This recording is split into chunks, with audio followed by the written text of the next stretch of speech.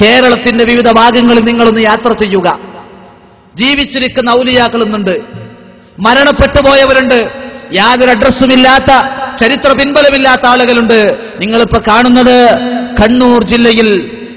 കണ്ണൂർ ജില്ലയിലെ വള്ളിത്തോട് എന്ന പ്രദേശത്തെ ഔലിയാണ്. വള്ളിത്തോട് ഔലിയ റോഡ് സൈഡിൽ ഇങ്ങനെ അദ്ദേഹം ഇങ്ങനെ ചടഞ്ഞിരിക്കുകയാണ്.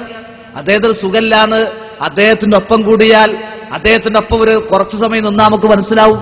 പക്ഷേ ഔലിയയായി അള്ളാന്റെ ഒരു വലിയായി പരിചയപ്പെടുത്തുന്നു. എന്നിട്ട് ആളുകൾ അവിടെ പോയി എല്ലാവിധ വേണ്ടാത്തരങ്ങളും ചെയ്യുകയാണ്.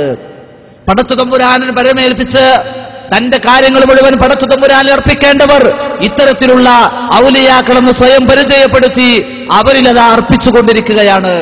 അവിടെ പണമെറിയുന്നു ആളുകൾ, അവിടെ സങ്കടം പറയുന്നു ആളുകൾ, അവിടെ നിന്ന് മോചനം കിട്ടുമെന്ന് അവർ വിചാരിക്കുകയാണ്.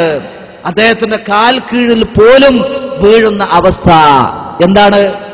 അദ്ദേഹത്തിന് ഒരു പ്രത്യേകതയില്ല. അദ്ദേഹം പീഡികത്തിണ്ണയിൽ കാലങ്ങളോളമായി ജീവിച്ചു കൊണ്ടിരിക്കുന്നു എന്നതാ പ്രത്യേകത. പക്ഷെ അതൊരു വലിയന്റെ ഒരു ഗുണമായി ആളുകൾ കാണുകയാണ്. ആളില്ലാതെ ഒഴിഞ്ഞു ഒരാളിങ്ങനെ മൗനിയായി പീഡികത്തിണ്ണയിൽ ഇരുന്നാൽ ഇവരുടെ ഭാഷയിൽ എന്തായി? ഒരു വലിയായി. എന്നിട്ടോ വലിയ ബുദ്ധിയുള്ള വിവരണ്ട് എന്ന് പറയുന്ന ആളുകൾ പോലും അദ്ദേഹത്തിന്റെ കാൽ കീഴിൽ വീഴുന്ന അവസ്ഥ. എല്ലാം അവിടെ അർപ്പിക്കുക. ഇതിനെന്താ തെളിവ്? ഇമാം ഷാഫി റഹിമഹുല്ല ഇത്തരത്തിലുള്ള ഔലിയാക്കളെ നമുക്ക് പരിചയപ്പെടുത്തിയിട്ടുണ്ടോ? അഹ്ലുസുന്നത്തി വൽ ജമാഅത്ത് പണ്ഡിതന്മാർ ആരെങ്കിലും ഇങ്ങനെ പറഞ്ഞു പരിചയപ്പെടുത്തിയിട്ടുണ്ടോ? നമുക്ക് കാണാൻ സാധ്യമല്ല സഹോദരന്മാര്. മറിച്ച് ഇസ്ലാമിലെ വലി എന്ന് പറഞ്ഞാൽ അള്ളാഹുവിനെ ഭയപ്പെടുന്ന രീതിയിൽ ഭയപ്പെട്ട് അവന്റെ നിയമങ്ങളും നിർദ്ദേശങ്ങളും ജീവിതത്തിൽ പ്രാവർത്തികമാക്കുന്നവരാണ് വലിയ. ആ ദർജയിലേക്ക് ആർക്കും എത്താം. എന്തേ ശീലിക്കേണ്ടതുള്ളൂ? ഇസ്ലാമിക ശരീഅത്ത് ജീവിതത്തിൽ പകർത്തണം. പക്ഷെ ഇന്നോ ഇസ്ലാമിന്റെ ശരീഅത്ത് പകർത്താത്തവരെ, പ്രത്യേകിച്ച് വൃത്തിയുള്ളവരായി കാണാത്തവരെ, അവിടെ ഇവിടെങ്ങളായി ജീവിക്കുന്നവരെ മുഴുവൻ ഔലിയാക്കളായി ഇവര് പരിചയപ്പെടുത്തുകയാണ്. എന്നിട്ട് സങ്കടം മുഴുവൻ അവിടെ.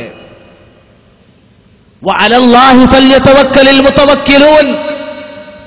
ബരമേൽപ്പിക്കുന്നവർ ആ പടച്ച തമ്പുരാനിൽ ബരമേൽപ്പിക്കട്ടെ. അദ്ദേഹത്തിന്റെ നഖത്തിന്റെ നഖം മുറിക്കണമെന്ന് പോലും അദ്ദേഹത്തിന് അറിയില്ല. കാരണം വിവരമില്ല, അറിവില്ല, ബുദ്ധിയില്ല. നഖം മുറിക്കാതെ നഖം നീട്ടി വളർത്തിയിരിക്കുകയാണ്. നഖം മുറിക്കല് പ്രത്യേക സുന്നത്താ, ആ സുന്നത്തില്ല. എന്നിട്ട് ഇയാൾക്ക് പടമെറിയുന്നു, അവിടെ ചന്ദനത്തിരി നൽകുന്നു, അവിടെ മെഴുകുതിരി നൽകുന്നു, അവിടെ എല്ലാം നൽകി അദ്ദേഹം തൊട്ടടുത്ത പള്ളിയിലെ ഒരു കബറിങ്ങിലേക്ക് ഇടക്കിടക്ക് ആളുകൾ ഇങ്ങനെ വന്ന് കാണിക്ക സമർപ്പിക്കുമ്പോ അവരെ കൂട്ടി ഇങ്ങനെ അവിടെ പോകും. ജാരമൊന്നുമില്ല, അവിടെ ഇല്ല. ഒരു അദ്ദേഹം പോടൊരു കബറ്, ആ പള്ളിയുടെ പഴയകാല പ്രസിഡന്റിന്റെ കബറാണ്, അദ്ദേഹത്തിന്റെ കബറാണെന്നാണ് ആളുകൾ പറഞ്ഞത്. ആ കബറിങ്ങ പോയിട്ട് കിട്ടണ ചന്ദനത്തിരി മുഴുവൻ അവിടാണ്ട് എറിയ. ആളുകൾ പണം കൊടുത്തു വാങ്ങിയ ചന്ദനത്തിരി മുഴുവൻ ആ കബറിങ്ങ വെച്ച് അവിടെ കത്തിക്കുക. എന്നിട്ടോ ഒന്നുമില്ല. അയാൾക്ക് അറബി ഭാഷ പോയിട്ട് ദീനിന്റെ ഒരു വശം അറിയില്ല. അദ്ദേഹം കൈ ഉയർത്തുമ്പോഴേക്ക് ആളുകൾ ആമീൻ ആമീൻ ആമീൻ. അതേ ഒന്നും പ്രാർത്ഥിക്കാൻ അദ്ദേഹത്തിന് അറിയില്ല, പ്രാർത്ഥിക്കണില്ല അദ്ദേഹം. പക്ഷെ പെട്ടെന്ന് ഇടക്കിടക്ക് അദ്ദേഹം കൈ ഉയർത്തും. അപ്പൊ വേക്കിലുള്ള ബുദ്ധിയുള്ള ആളുകൾ എന്ത് ചെയ്യാണ്? ആമീൻ ചൊല്ല. വളരെ ഭക്തി പുരസ്സരം, വളരെ ഭക്തിയോടെ അദ്ദേഹത്തിന്റെ ഭാഗത്തു നിന്ന് ഞങ്ങൾക്ക് രക്ഷ കിട്ടും, തങ്ങളകപ്പെട്ട മാരാരോഗങ്ങളിൽ നിന്ന് മോചനം കിട്ടും, തങ്ങൾക്ക് സകലവിധ രക്ഷയും അനുഗ്രഹങ്ങളും ലഭിക്കുന്നുവെന്ന് കരുതി ലഭിക്കണമേ എന്ന മനസ്സോടെയതാ ആളുകൾ അവിടെ. ഈ ഒരു അവസ്ഥയിലേക്ക് എത്തിച്ചതാരാ? മുജാഹിദുകൾ ഇതിനെതിരാ. ഇതിന് ഇസ്ലാമിന്റെ രേഖയിൽ, ഇസ്ലാമിന്റെ അടിസ്ഥാന പ്രമാണങ്ങൾ കൊണ്ട് ഇത്തരമൊന്ന് തെളിയിക്കാൻ സാധ്യമല്ല. നേരത്തെ പേരോട് ഉസ്താദ് പറഞ്ഞ ചിലതര കള്ളത്തുരീക്കത്തുകൾ, നിസ്കരിക്കാത്ത, നോമ്പ് പിടിക്കാത്ത, ഇസ്ലാമിന്റെ വിധിവിലക്കുകളൊന്നും ബാധകമല്ലാത്ത ആളുകൾ അങ്ങനെ കാണല്ലേന്ന അദ്ദേഹം നമുക്ക് കരഞ്ഞു പറഞ്ഞത്. പക്ഷെ നമ്മൾ ആളുകൾ വിടുന്നുണ്ടോ? ഇല്ല. ഇങ്ങനെ കുളിക്കാതെ വൃത്തിയില്ലാതെ നടക്കുന്ന ആളുകളെ ഔലിയാക്കളായി പരിചയപ്പെടുത്തുന്നു.